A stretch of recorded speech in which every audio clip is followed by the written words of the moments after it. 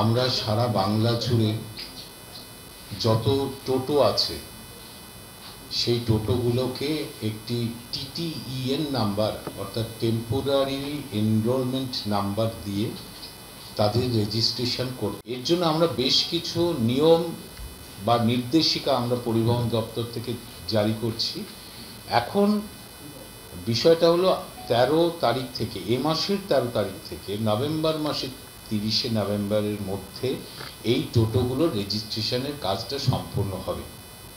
এই মুহূর্তে যারা বর্তমান রয়েছেন তাদের কিন্তু একজনকেও আমরা বাদ দিচ্ছি না, অর্থাৎ একটি মানুষেরও জীবন জীবিকা চ্যুত করার লক্ষ্য কিন্তু আমাদের নয়।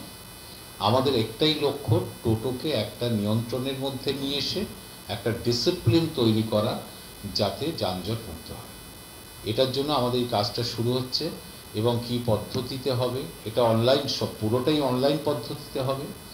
এবং যারা অনলাইনে ফিজটা, একটা নির্দিষ্ট ফিজ রাখা হয়েছে, 1000 টাকা তাকে দিয়ে রেজিস্ট্রেশন করতে হবে এবং বাকি 6 মাস পর্যন্ত তাকে কিছু দিতে হবে না, কিন্তু 6 মাস পর থেকে প্রতি মাসে 100 টাকা করে তাকে একটা চার্জ দিতে হবে। এইটুকু তাদের থেকে নেওয়া হচ্ছে, অর্থাৎ 1000 টাকা করে দিয়ে রেজিস্ট্রেশন করতে হবে 30শে নভেম্বরের মধ্যে সমস্ত টোটোকে। তারপর সে 6 মাস আর তাকে কিছু দিতে হবে না, কিন্তু 6 মাসের পর থেকে প্রতি মাসে 100 টাকা করে তাকে দিতে হবে, 12 মাসে 1200 টাকা। এবং এই টোটোগুলোর যারা চালাবেন তাদের পরবর্তীকালে ড্রাইভিং টেস্ট দিয়ে লাইসেন্স নিতে হবে। এবং এই টোটোগুলো রেজিস্ট্রেশনের পর এগুলো যাতে বিমার আওতায় আসে তারও উদ্যোগ আমাদের পক্ষ থেকে থাকবে এবং তাদের সেটা নিয়ে নিতে হবে, তাদের বিমা করে নিতে হবে।